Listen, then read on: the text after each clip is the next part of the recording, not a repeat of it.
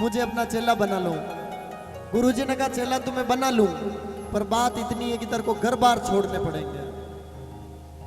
चेले ने कहा कि गुरुजी ये तो मुश्किल है, क्योंकि मेरी माँ मुझे बहुत प्यार करती है और घर वाले बहुत प्रेम करते हैं, वो नहीं छोड़ सकते मुझे। गुरुजी ने कहा कि अगर ये बात है तो ठीक है, काम कर, मैं एक काम कहता हूँ वो करना। तो कहा एक घर जाना आज और घर पे जाके चुपचाप से सो जाना, आंखें तो बंद, सांस बंद और कान खुले, सांस बंद और कान खुले, पता नहीं लगना चाहिए कि सांस ले रहा है। घर पे गया चेला, जाके सो गया। जैसी सांस बंद की और कान खुले हुए लेटा हुआ, इधर से घर वाले आए, माँ आई, माँ ने उठाया, बेटा उठ। बेटा नहीं उठा, जगाने लगी, सांस देखा तो नहीं चल रही है। एकदम से पिताजी को बुलाया और जोर जोर से रोने लगी। क्या हुआ बेटे को? एकदम से पत्नी आ गई, कहा क्या हुआ? और ऐसे करते हुए पूरा परिवार इकट्ठा हो गया। तो क्या बात हो गई एकदम से? किसी ने कहा कि एक काम करो कि यार इनकी अंतिम इच्छा क्या थी, यही है लास्ट, और क्या बचा कि इनकी अंतिम थी कि एक बार इनके गुरुजी को बुला लिया जाए। गुरुजी को बुलाया, गुरुजी आए।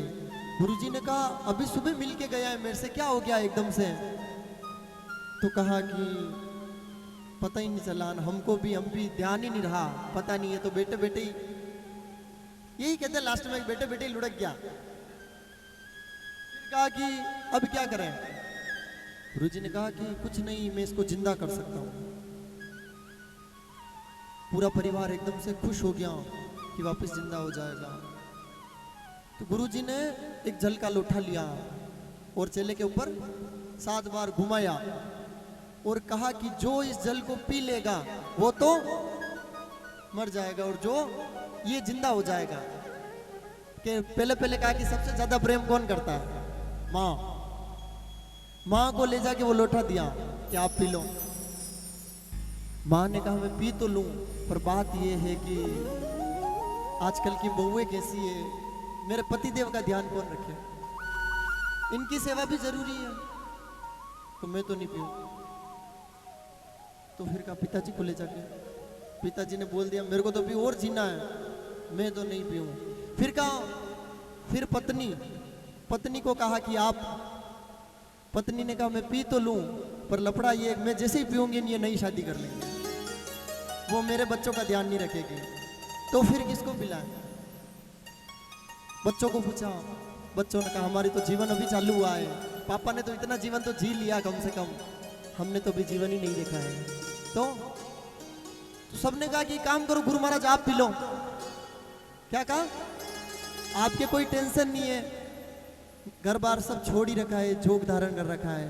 और गुरु महाराज ने जैसे ही वो लोटा लिया और घट घट से पी गए। जैसे ही पिया, चेला खड़ा हो गया। खड़ा होते ही बोला, गुरु तन मन धन सब थारो, वो चाहे शीश काट लो मारो। तन मन धन सब थारो, यो शीश भी बड़ी कम है।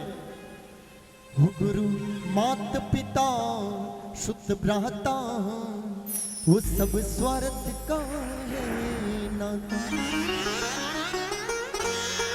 वो एक तारण तिरणी गुरु दाता रे, वो जरा चारों वेद जस गाता।